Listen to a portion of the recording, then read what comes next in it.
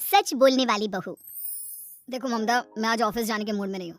किसी का फोन आया ऑफिस से तो बोल देना कि मैं घर पर नहीं हूँ, किसी जरूरी काम से गांव गया हूँ। ठीक है, मैं चला, सुने, बाकी मैं संभाल लूंगा।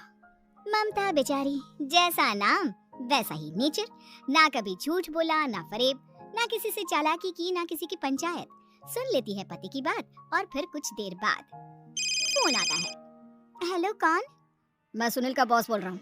दफ्तर में इतना काम पड़ा है, अभी तक ऑफिस नहीं आया। वो क्या कर रहा है? फोन दीजिए उसे। जी वो तो सो रहे हैं। कह रहे हैं कि आज गर्मी बहुत है तो घर के मजे लेंगे। बॉस को बीवी की बात पर गुस्सा आ जाता है। तो उसे बोल दीजिएगा कि अब घर में गर्मी के ही मजे ले, कोई जरूरत नहीं है यहाँ आने की। ये बोलकर बॉस फोन रख देता है। ममता सारी बात सुनील को बता देती है। न जाने किस बेवकूफ से पाला पड़ा है, समझ नहीं आता। तुम्हारे कारण मेरी नौकरी चली गई। अरे झूठ बोलने में क्या जा रहा था तुम्हारा? ममता को समझ में नहीं आ रहा था कि उसकी खता क्या थी। अरे जो है वही तो बोला।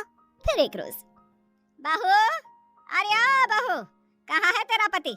इस महीने घर के खर्चे के पैसे भी नहीं भेजे। क्यों, माँ बाप की फिक्र खत्म हो गई है क्या उसे? पाए लागू माँ जी, वो ये बोल रही थी कि माँ को क्या है, घर का राशन, खेत का पैसा, मवेशी का दूध, फिर भी न जाने क्यों मेरे सर पर भार देकर बैठी है। तभी सुनील ममता के मुंह पर हाथ रख देता है। क्या रे कलमुँह है, हटा बहू के मुंह से हाथ। अरे क्या क्या बोलता है तू? वो तो इसकी झूठ बोलने की आदत नहीं है, इसलिए पता चल रहा है। देख मेरी सास कितनी शरीफ है। हाँ, तेरी माँ तो मोहल्ले की बदमाश है ना, और तेरी सास शरीफ है। बेटा ममता को देखता है और गुस्से से बोलता है। अब खड़ी खड़ी देख क्या रही हो? और भी कुछ कहना है क्या? माँ आई है ना, जाकर छाछ ले आ ठंडी वाली। ममता अंदर चली जाती है। माँ, इसके सच बोलने की आदत के कारण मेरी नौकरी जाते जाते रह गई। वो तो मैंने अगले दिन जाकर पैर पकड़ लिए मालिक के, नहीं तो। सब जानता है बहू की आदत नहीं है झूठ बोलने की, तो तू शांत क्यों नहीं रहता? क्यों उसे झूठ बोलने को बोलता है? फिर एक रोज, बहू जा अपनी पड़ोसन के पास और उससे बोल कि वो लाल वाली साड़ी जो उसने नए साल की पार्टी में पहनी थी, तुझे वो चाहिए। ना माँ जी, मुझे नहीं चाहिए। वैसे भी कल जिस शादी में जाना है ना, वहाँ के लिए तो मेरे पास काली साड़ी है। सास सर पर हाथ रखकर, अरे बुद्धू, मुझे चाहिए साड़ी। वैसे भी तुम लोगों में तो साड़ी का लेन देन चलता है ना, तेरी भी तो उसने पहनी थी ना। हाँ माँ जी, वो क्या है ना, हम दोनों के कपड़े एक दूसरे को आ जाते हैं। मैं ले आती हूँ आपके लिए साड़ी। बहू पड़ोसन के पास जाती है। कैसी हो निर्मला, तेरी लाल साड़ी चाहिए थी। क्यों? तू तो बोल रही थी कि तेरे पास काली वाली साड़ी है, तू वही पहनेगी, फिर लाल का क्या करेगी? अरे मैं तो काली ही पहनूंगी, लेकिन मेरी सास ने देखी थी तेरी लाल साड़ी, वो नए साल की पार्टी में तूने पहनी थी ना, तो इसलिए वो मांग रही है। ये सुनकर पड़ोसन थोड़ा परेशान हो जाती है। देख ममता, तेरे लिए तो मैं एक बार को साड़ी दे भी देती, लेकिन तेरी सास के लिए नहीं। वो क्या है ना, तू तो जानती है कितनी गंदी आदत है तेरी सास की। खाया पिया सब कपड़े पर ही पोंछ देती है। मेरी लाल साड़ी बहुत महंगी वाली है, पता चले उस पर हल्दी तेल का निशान लगा हो। ममता घर आ जाती है खाली हाथ। ममता को देखकर, नहीं देना उसका लूटी ने साड़ी। अब आए तुझसे लेने तेरा सामान, अच्छे से बताती हूँ। माँ जी वो क्या है ना, मुझे तो वो दे रही थी, लेकिन आपके नाम पर नहीं दी। अरे किसने बोला था मेरा नाम लेने को? बोल देती तुझे पहनना है, लेकिन ना, तू तो ठहरी सच की देवी। न जाने सास क्या सोचती है पर हंसने लगती है। अरे माँ, क्या हो गया? क्या सोचकर हंस रही है? याद है जब बहू को देखने गए थे? हाँ बस सही बात है। याद आ गया कैसे मेरी सास बाजार के खाने को बोल रही थी कि ममता ने बनाया है। और बहू ने आकर सब बता दिया कि ये सारा खाना तो बाजार से आया है, वो भी कल्लू हलवाई की दुकान से। ममता दोनों की बात सुन रही थी। हाँ माँ जी, वो कल्लू हलवाई का ही था। मुझे तो आज तक पता नहीं चला कि माँ ने क्यों कहा कि मैंने बनाया है। खैर, मैं तैयार होती हूँ, शादी में जाना है ना। पूरा परिवार शादी में जाता है, जहाँ खाना वाना खाकर सभी बैठे होते हैं कि एक औरत ममता की सास से कहती है, क्या बात है बहन जी, मेरी आपकी बात हुई थी तो आप तो बोल रही थी कि लाल साड़ी पहनने वाली हैं, तो मैंने ये काली पहन ली। पता होता कि आप लाल नहीं पहन रही हैं तो मैं ही अपनी लाल पहनाती। अच्छा जी, तो इसलिए पूछा जा रहा था। अरे इतनी साड़ियाँ हैं कि क्या बताऊं। मैंने सोचा तो था, पर ये सामने दिख गई तो यही पहन लिया। अच्छा, मेरी तो तैयारी काफी दिन से चल रही थी, फिर भी आज ऐसा लग रहा है कि ठीक से तैयार नहीं हुई मैं। तभी आ जाती है हमारी सच्ची बहू ममता बहू।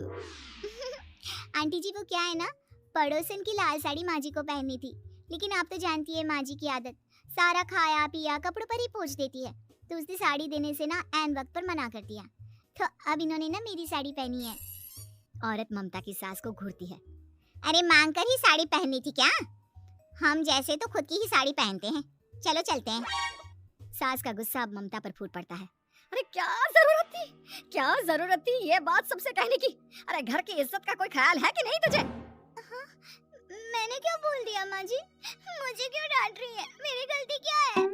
ममता को रोता देख सुनील आ जाता है। अरे माँ क्या हो गया?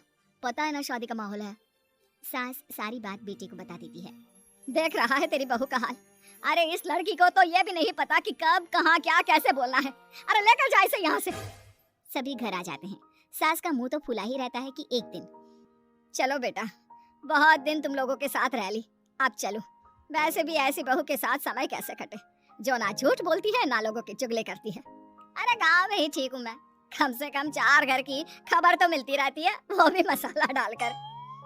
कैसी बात कर रही है माँ? अभी तो आई है, रह जाना, कितना अच्छा लगता है तेरे रहने से घर। तभी ममता आ जाती है। अच्छा लगता है, लेकिन आप तो बोल रहे थे कि न जाने कब तक रुकेगी, जाने का नाम ही नहीं ले रही। जाए तो कम से कम घर में थोड़ा सा फ्री सा तो फील करूं, यही बोल रहे थे कल माँ जी आपके लिए। सास बेटे को देखती है लेकिन क्या कहती बेचारी, जब अपना ही सिक्का खोटा हो। चली जाती है चुपचाप गांव। फिर एक रोज घर की घंटी बजती है। सामने खड़ा होता है सुनील का बॉस। सुनील है क्या घर में? वो क्या ना, मैं यहाँ से गुजर रहा था तो सोचा थोड़ा ऑफिस का काम डिस्कस कर लूं। ममता कुछ कहती कि तभी वहाँ सुनील आ जाता है। अरे बॉस आप आइए आइए। क्या बात है, घर तो बहुत सुंदर है। वैसे भाभी जी, आपकी खूब बातें सुनी है कि आप कभी झूठ नहीं बोलती। ये तो पता नहीं, लेकिन हमेशा सर कुछ न कुछ ऐसा बोल देती हूँ जिससे परेशानी हो जाती है। मैं ऐसा नहीं चाहती, लेकिन क्या करूँ। खैर, बॉस कुछ देर रुकता है, काम की बात होती है।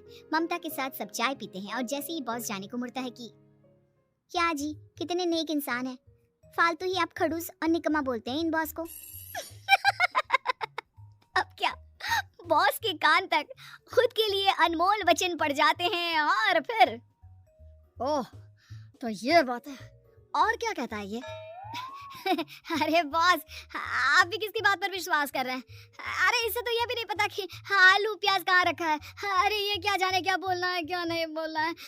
मतलब जो मुंह में आ रहा है बोले जा रहा है। भाभी जी आप बताइए।